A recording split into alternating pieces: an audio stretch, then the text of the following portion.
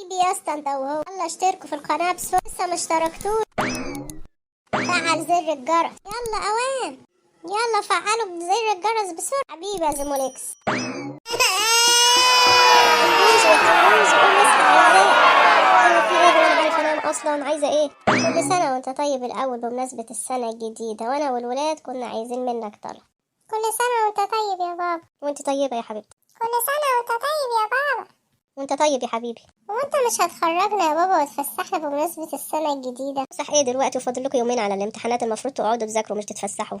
احنا مذاكرين ومخلصين كل دروسنا، ملناش دعوة، عايزين نتفسح. قوم يا واد من على رجليا، خليني اعرف اكلم باباك. فسح العيال بقى، ما تقعدش تتلاكك وتقول مذاكرة ومش مذاكرة. يلا قوموا قدامه يا ولاد، خليه ينام شوية علشان نشوف هيفسحنا ولا هيعمل معانا ايه بالظبط. متوعدش العيال وتخلف وعدك معاهم علشان بيزعلوا وبيتأثروا. يا ستي مش هخلف وعد ولا حاجة، بس سيبوني ارتاح، انا تعبان من الشغل. ماشي يا عيال اطلعوا قدام يلا. مالكم قاعدين كده ليه؟ ما تقوموا تذاكروا ولا تشوفوا وراكم ايه؟ احنا مذاكرين ومخلصين ايوه احنا ما وراناش حاجة وقاعدين مستنيين بابا لما يصحى ويفسحنا. طيب انا هخش اصحيه اهو. يا حنبوزو يا حنبوزو اصحى، العيال مستنيينك يلا. انا عارفة هي ما بقيلهاش فسحة، هو من امتى يعني كان بيفسحنا؟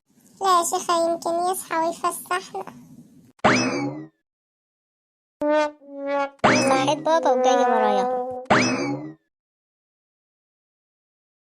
يا بابا اصحى يا بابا، انت جاي تنام على الكنبة. يا بابا قوم بقى يا بابا. ها؟ في ايه؟ هو في ايه يا حنبوز وانت هتنام تاني؟ هو كل سنة تقضيها نوم كده؟ قوم نام على السرير خلاص، احنا عارفين اخرت. بجد اخش انام؟ طب والله متشكر قوي. قلت يا ماما ما انا عارفة، والله انا عارفة ان هي دي اخرت.